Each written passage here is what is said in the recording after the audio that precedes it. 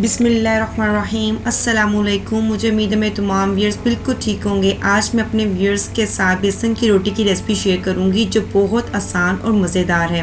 बेसन की रोटी के बहुत से फ़ायदे होते हैं और मज़े की भी होती है, चटपटी सी होती है। बेसन को गूंदने की जरूरत भी नहीं पड़ती और ना ही बाइंडिंग के लिए गंदम या मैदा डालने की जरूरत पड़ती है और ना ही ये रोटी मोटी बनेगी। फिर शुरू करते हैं कि बेसन की रोटी कैसे बनाते हैं। सबसे पहले एक बाउल में 2 कप बेसन ले लेंगे। फिर इसमें छोटी प्याज फाइनली चॉप, एक छोटा आलू कद्दूकश किया हुआ, ये ऑप्शनल है, आप इसे स्किप भी कर सकते हैं। हरा धनिया 2 टेबलस्पून, कसूरी मेथी हाफ टी स्पून, पुदीने के पत्ते 4 से 5 अदद, नमक 1 टीस्पून, लाल मिर्चों का पाउडर 1 टीस्पून, धनिया पाउडर हाफ टी स्पून, कुटी लाल मिर्च 1 टीस्पून, अजवाइन 1 पिंच, साबुत जीरा half tea spoon, chaat masala half tea spoon, हल्दी हाफ टी स्पून डालकर इसको ठंडे पानी के साथ इसका स्मूथ सा बैटर बना लेंगे। बैटर थिक नहीं होना चाहिए, बैटर आपका पतला होना चाहिए।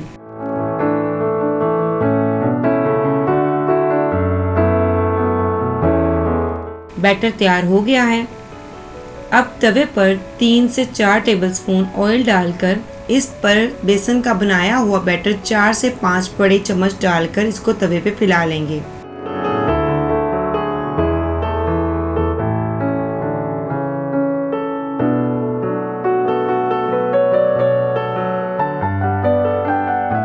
फैलाने के बाद इसको मीडियम आंच पर 5 मिनट कुक होने देंगे।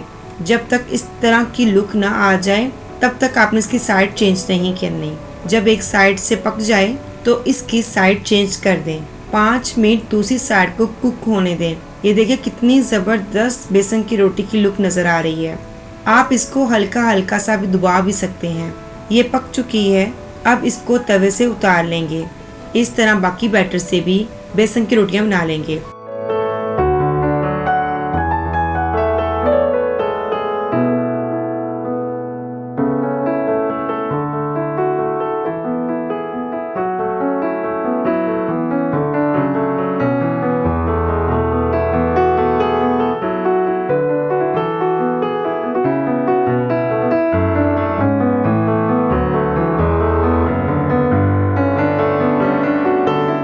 ये बेसन की रोटी की फाइनल लुक, इसको रायते के साथ सर्व करें। अगर आपको ये छोटी सी रेसिपी पसंद आए तो प्लीज़ लाइक, शेयर और सब्सक्राइब करना मत भूलिएगा। हमेशा दुआओं में याद रखें, अपना ख्याल रखें। अल्लाह हाफिज़।